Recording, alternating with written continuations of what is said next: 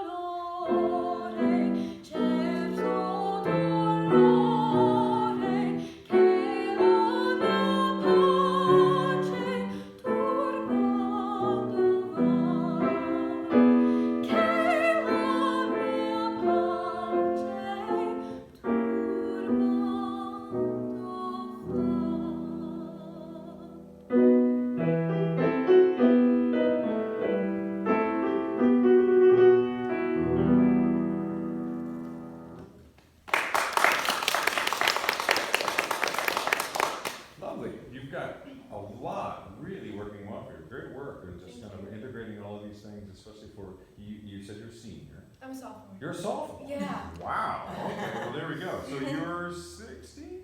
I'm 15. 15. All right, there we go. See, I pay attention. Okay, just a couple things. First of all, really stylish and detailed. I like the choices you're making. I like that we have some dynamic variants and things like that. For the most part, your diction's very good.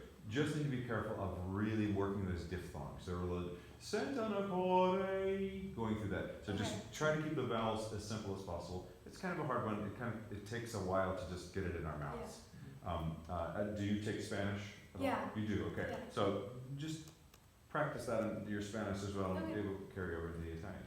I think in general, one thing I'd like to see is, especially for a piece like this, that these old arias,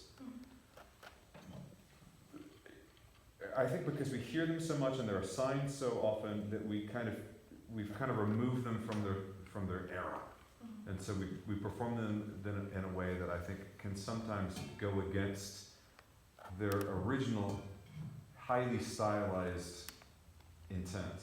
And what I'd love to see, because so much is working for you, is just a little more poised presentation. there's some swaying going on, a little bit of arm movement. So it seems, which I don't think movement is bad, but what it does is it adds a level of kind of casualness to this, that you have such a bright and attractive vocalism. I think it would be even more impressive if it were just from a place of of just stillness, of just, make it simplify it. You might not mean where you're doing it, because I think that it seems that your production's so easy, it's easy to kind of get into casual patterns, but just kind of, just plant and sing a bit more. I had something else to say. Oh, if you have an opportunity to breathe, this is something that I think that we get wrong, because everybody says, voice teachers and choir directors and everything, everyone talks about open throat and breathing, like really making sure that we're creating space. Well, one of the things that I think that we do and we're wrong about from the standpoint of physiology is when we inhale, even if we're thinking of like really creating space and back, try to create a space and back, and I want you to breathe to create an open throat. How would you breathe to go? Okay, right, that's what we do. Where do you feel the coolness in your head when you do that? Think about it in your body. Do it again and go.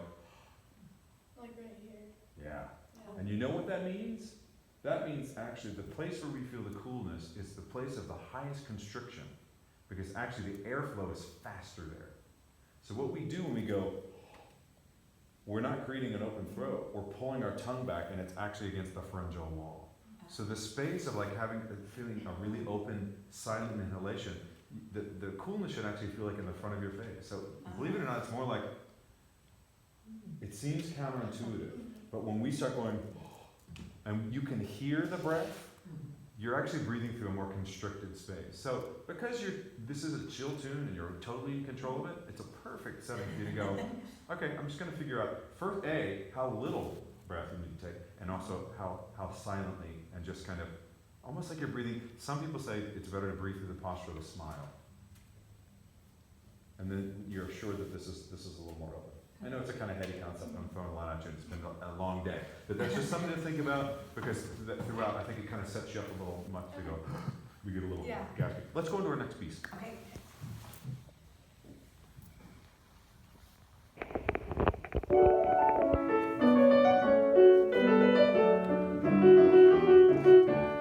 Ladies fair, I bring to you lavender with spikes of blue. Sweeter plant was never found, growing on the English ground. Oh, my lavender, lavender shall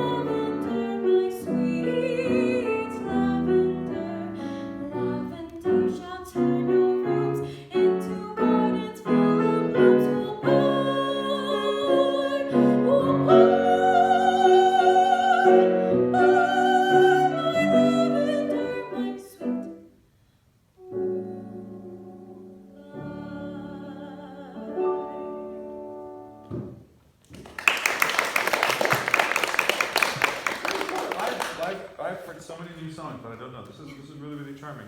And what's really cool is you are code switching a bit. And by that I mean you have a facility in your technique that you're able to go to lean a certain way and actually produce a sound that, and this is not a slight, I'm not dealing in absolutes, you can produce something that you would hear completely in the confines of a Disney thing, and then later you have some height that suddenly we get the operatic gear as well. And so there's a choice. That both would be completely fine for this piece. Both would be completely fine. But I want you to understand what it is that you do to get them. Because sometimes when you get to that F sharp one, oh, sorry. What do you have to do that? Because you made adjustments, and I don't know if it was instinct or what, but what do you do to access that? I open my jaw a lot and lift up my palate and Yeah. do that. Did someone tell you to do that, or did you figure out how to do it? I kind of figured out how to do it, but I also was told to do it more, I guess. Good. Good. Good. Well, I mean that I know that sounds ridiculous, but that is kind of the key between that code switching. And you could actually apply that bye to some of the earlier buys, and it would begin to tilt more classical, as opposed to tilting something that's music theater. Like I said, there's not wrong, and you demonstrated both ably. But now you have some choices. In fact, even with the other ones, there were a couple times where we had a little bit of pop scooping, which I don't mind. Bye, where you would bye, and the first would be a little straight tone. Bye, then you'd warm it. But if you wanted to just go more straight to the bye, bye, I even scoop there. Bye, where you have that height, that would be a difference. And here's I think some of it. You were at 15. You have a lot going for you. You have a lot worked out. But understand that when we begin to make certain choices, they begin to influence in a song what we can do. Then the gear shifting becomes a little. If you make that choice, the notes that follow will probably be in that world in terms of style. So if you want something that's a little more operatic, that would be the adjustment you make. Okay. It's a paddle lift, it's a laryngeal drop, sometimes the placement of the valve. I think actually, frankly, the orientation of our language, it's more vertical, with a more open jaw, which you seem to not have a problem with, which is great to see, which a lot of people don't, they lock their jaw. But when we begin to lateralize language this way, it does a lot of it. I won't get into the formant part of it, but it shortens the vocal tract, it makes the sound more shallow. Again, I'm not saying it's wrong or right, but you're figuring that out, that's really cool to see. So anyway, I'm just talking a lot. So, yeah, all that to say, I think this is really, really nice. I mean, like I said, I will repeat, to be at 15, there are people that come in our door and audition for us at UL that aren't this put together and so well presented. I respect how serious everyone was with help. I mean, they came in and really presented it in a very respectful and dignified way. Anyway,